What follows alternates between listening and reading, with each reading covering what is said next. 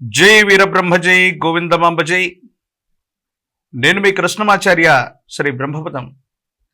2024 సంవత్సరం డిసెంబర్ మాసం వృషభ రాశి వారి యొక్క రాశిఫలం. శివాయ బ్రహ్మణే నమ. వృషభ రాశి వారికి మిశ్రమమైనటువంటి ఫలితాలు ఉన్నాయి, కానీ వీటిని కూడా అధిగమించి సానుకూలవంతమైనటువంటి పరిస్థితుల్ని కూడా పొందగలిగినటువంటి స్థితిగతులు గోచరిస్తుంది. ఒకానొక దశలో జీవితం సాఫీగా సాగిపోతుంది, ఎటువంటి ప్రతిబంధకాలు రావట్లేదన్నటువంటి తరుణం నుండి జీవన గమనంలో ఎందుకో తెలియదు మానసికమైనటువంటి ఆందోళనలు, దీర్ఘకాలికమైనటువంటి ఆరోగ్య సమస్యలు ఒక్కసారిగా ఎక్కువ అయ్యేటువంటి అవకాశం. అంటే ఒకానొక సందర్భంలో మీరు తీవ్రంగా శ్రమించడం కారణంగానో, వృత్తి ఉద్యోగ వ్యాపార సంబంధమైనటువంటి విషయాల్లోనూ తీవ్రంగా అలసిపోయేటువంటి పరిస్థితికి కారణమవుతుంది.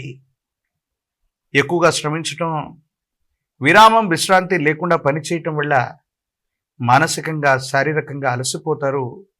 ఇది ఆరోగ్యపరమైనటువంటి అంశాల పట్ల ప్రభావం చూపెట్టేటువంటి అవకాశం ఉంది. దీర్ఘకాలిక ఆరోగ్యపరమైనటువంటి అంశాల్లో ఇబ్బందులు ఉన్నటువంటి జాతకులు తప్పనిసరిగా విశ్రాంతి తీసుకోవడం చెప్పదగినటువంటి సూచన. ఎప్పుడైతే జీవితంలో మనం పైకి ఎదుగుతూ ఉంటామో, అందరూ అనుకుంటున్నట్టుగానే నరఘోష, నరదిష్టి, నరపీడలు అధికంగా ఉంటూ ఉంటాయి. సమాజంలోని కొంతమంది వ్యక్తులు మన పట్ల వాళ్ళ యొక్క దృష్టి వల్ల మనకు సంబంధించినటువంటి మంచితనాన్ని, క్రెడిబిలిటీని దెబ్బతీసేటువంటి ప్రయత్నాలు చేస్తూ ఉంటారు. సరిగ్గా మీ దైనందిన జీవితంలో కూడా చాలా ఉన్నతమైనటువంటి స్థితిగతికి వెళుతూ ఉన్నటువంటి సందర్భంలో కొంతమంది వ్యక్తుల యొక్క చర్యలు మీ అభివృద్ధికి ఆటంకంగా మారేటువంటి అవకాశం ఉంది. కానీ భగవంతుడు కాలం మీ పక్కనున్నట్టు మీ మంచితనం వల్ల మీ శత్రువులు వేసినటువంటి ప్రణాళికలో మీరు చిక్కుకోకుండా మీరు ముందుకు వెళ్ళేటువంటి అవకాశం ఉంది. ఆర్థిక పరమైనటువంటి అంశాల్లో ఒక భారీ నష్ట సూచన మీ యొక్క అనుకూలవంతమైనటువంటి ప్రతికూలవంతమైనటువంటి పరిస్థితుల్లో కనబడుతూ ఉంది. ఏదైనా నిర్ణయం తీసుకునేటువంటి సందర్భంలో కొత్త పెట్టుబడులు, కొత్త వ్యాపారులు, కొత్త భాగస్వాముల్ని ఎన్నుకునేటువంటి సందర్భంలో ఈ మాసంలో కొత్త ప్రయత్నాలు ఏవి చేయకపోవటమే మంచిది.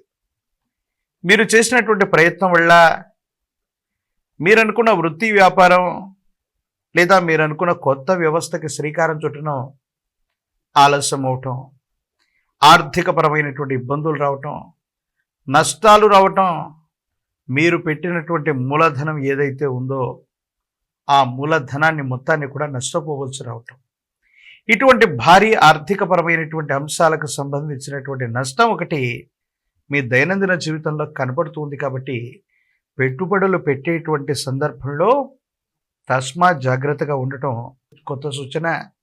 ప్రత్యేకించి కొత్త వ్యాపారాలు, కొత్త సంస్థలు, కొత్త ప్రయత్నాలకు శ్రీకారం చుట్టకుండా అనుకూలవంతమైనటువంటి సమయం వచ్చే వరకు కూడా వేచి ఉండవలసింది.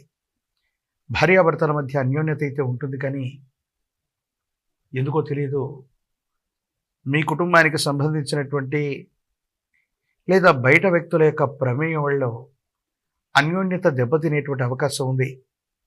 అర్థం చేసుకుంటారనుకున్నటువంటి మీ మనిషి, అర్థం చేసుకుంటారనుకుంటున్నటువంటి జీవిత భాగస్వామి ఒక ముఖ్యమైనటువంటి విషయంలో మిమ్మల్ని అపార్థం చేసుకునేటువంటి అవకాశాలు కనపడుతూ ఉన్నాయి. మీ పొరపాటు, తప్పిదం, అపరాధం ఏమీ లేకపోయినప్పటికీ కూడా అర్థానికి అపార్థాలు సృష్టించుకుని మీ ఇద్దరి అన్యోన్యకరమైనటువంటి దాంపత్య జీవితంలో కొన్ని చిన్న చిన్న ఇబ్బందులు, ప్రతిబంధకాలు, ఎడబాట్లకి కూడా కారణమయ్యేటువంటి అవకాశం ఉంది. అన్నీ బాగున్నాయి, సజావుగా ముందుకెళ్తున్నాం, ఎంతో కాలంగా భార్యాభర్తల మధ్య లేనటువంటి ఇబ్బందులు ఈ మధ్య కాలంలోనే ఎందుకు వస్తున్నాయని ఆలోచిస్తే మారుతున్న గ్రహగతుల కారణంగా ఒకరినొకరు అర్థం చేసుకోలేనటువంటి పరిస్థితి నుండి అపార్థం చేసుకునేటువంటి స్థితిగతులకు వెళ్ళేటువంటి అవకాశం ఉంది. జీవితంలో ఎంతోమంది వ్యక్తులకి మనం సహాయం చేస్తూ ఉంటాం. ఆ సహాయం చేసినటువంటి వాళ్ళు మళ్ళీ కృతజ్ఞతతో మళ్ళీ ఎప్పుడైనా మనకు అవసరమైనప్పుడు మళ్ళీ పునఃసహాయాన్ని మనం పొందుతూ ఉంటాం.